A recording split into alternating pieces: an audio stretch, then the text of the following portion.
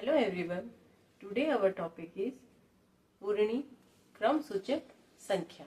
क्रम सूचक संख्या संस्कृत में मैं आपको पढ़ाऊंगी। इसके अंदर पुल्लिंग के अंदर कैसे यूज करते हैं, नपुंसकलिंग के अंदर कैसे यूज करते हैं और स्त्रीलिंग के अंदर कैसे यूज करते हैं उसको। जैसे संख्या कोई दे रखी है इसमें कि मैंने 1 से 10 तक संख्याएं ले रखी है, जिसको अपन नॉर्मली कहते हैं कि 1 द्वि त्रि चतुर पंचन षष्ठ सप्तन अष्टन नवम एंड दशन, इस तरह से इनको बोला जाता है। लेकिन जब अपन संस्कृत में लिखते हैं तो कहीं पर प्रथम लिखा हुआ आता है, कहीं पर लिखा आता है प्रथमम लिखा हुआ आता है, कहीं पर आता है प्रथमा।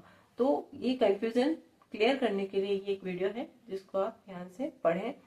अगर कोई कहीं सेंटेंस में वाक्य के अंदर अगर कोई पुल्लिंग शब्द आता है, पुल्लिंग दिया हुआ हो, तो वहां पर कोई एक चीज हो तो प्रथम यूज होता है, प्रथमः यूज होगा।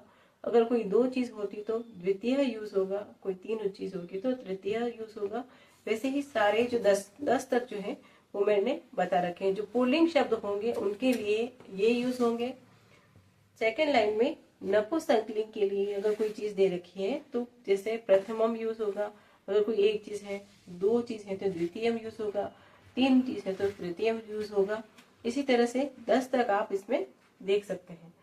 स्त्रीलिंग में भी ऐसा ही, अगर कोई शब्द स्त्रीलिंग से रिलेटेड है या स्त्रीलिंग शब्द है तो वहां पर अगर कोई एक चीज है तो प्रथमा यूज होगा, 2 चीज है तो द्वितीया, तृतीया, चतुर्थी, पंचमी, षष्ठी, सप्तमी, अष्टमी और नवमी, दशमी, इस तरह से यूज होंगे। अगर कोई एग्जाम्पल जैसे दे रखा है कि वृक्ष का कोई एग्जाम्पल दे दिया है आपको, तो वृक्ष आपको पता होना चाहिए कि वृक्ष किस में आता है। वृक्ष हमेशा पुल्लिंग के अंदर आता है।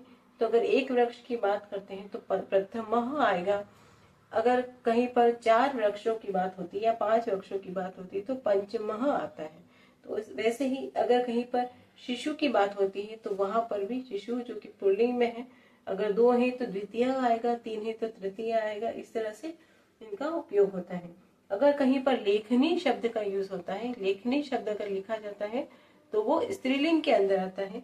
लेखनी की संख्या के ऊपर अगर 1 है तो प्रथमा, 2 है तो द्वितीय, 3 है तो तृतीय और 4 है तो चतुर्थी। इस तरह से उसके अंदर अपन लिख सकते हैं।